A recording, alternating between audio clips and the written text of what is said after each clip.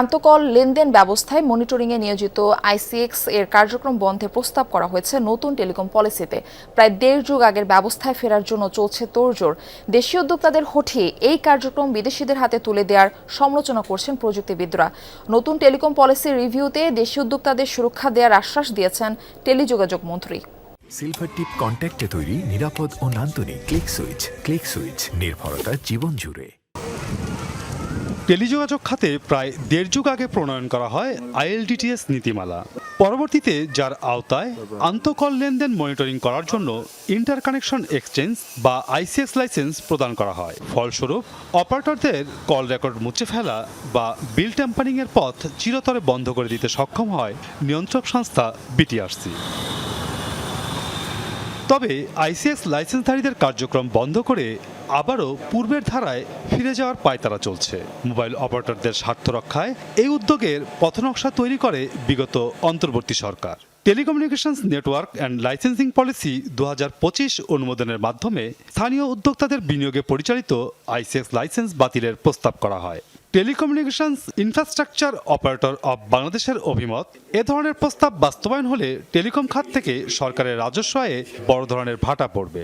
আমাদেরকে বাদ দিয়ে যে আপনার ইউনিফাইড লাইসেন্সের মাধ্যমে মোবাইল অপারেটর বিদেশি অপারেটর হাতে তুলে দিয়েছে।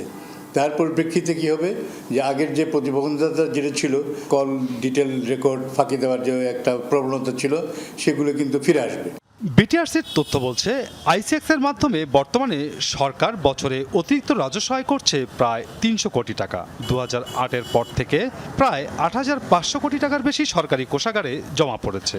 নতুন নীতিমালা অনুযায়ী 2027 সালে আইসিএক্স ব্যবস্থা বিলুপ্ত করা হলে বড় অপারেটরের একচেটিয়া নিয়ন্ত্রণ প্রতিষ্ঠার ঝুঁকি বাড়বে এমন আশঙ্কা প্রযুক্তিবিদদের, যার খেসারত দিতে হবে ছোট অপারেটরদের গ্রাহকদের।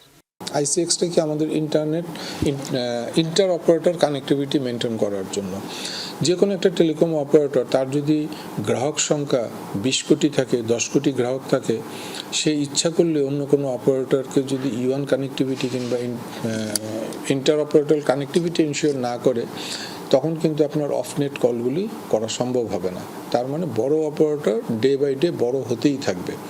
অন্তর্বর্তী সরকারের লাইসেন্সিং পলিসিতে ইন্টারকানেকশন অবকাঠামোয় 23টি অপারেটরের 4,000 কোটি টাকার দেশীয় বিনিয়োগ ঝুঁকিতে পড়েছে, এমন অভিমত association of ICX operators of বাংলাদেশের।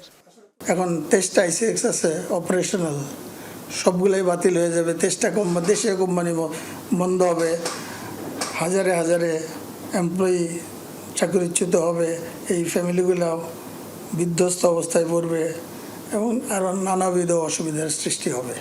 Telecommunications network and licensing policy 2025 বাস্তবায়নের আগে তা পর্যালোচনার উদ্যোগ নিচ্ছে বর্তমান সরকার। টেলিযোগাযোগ মন্ত্রী জানান, স্থানীয় উদ্যোক্তাদের বিনিয়োগ সুরক্ষার বিষয়টি প্রাধান্য দেওয়া হবে। We are not here to cancel licenses or মানে কারো লেজ টেনে ধরবো না। আমরা শুধু দেখতে চাচ্ছি যে সব কিছুই নিয়ম মাফিক হয়েছে কিনা। That's our concern only, nothing else. 2007 সালে দেশের টেলিযোগাযোগ খাতে বেরিয়ে আসে এক ভয়াবহ দুর্নীতির চিত্র। আইসিএক্স প্রতিষ্ঠার আগে সরকারের হাজার হাজার কোটি টাকার রাজস্ব ফাঁকি দেয় মোবাইল অপারেটররা। অভিযোগ প্রমাণিত হওয়ায় প্রায় 1,000 কোটি টাকা জরিমানাও করে নিয়ন্ত্রক সংস্থা বিটিআরসি।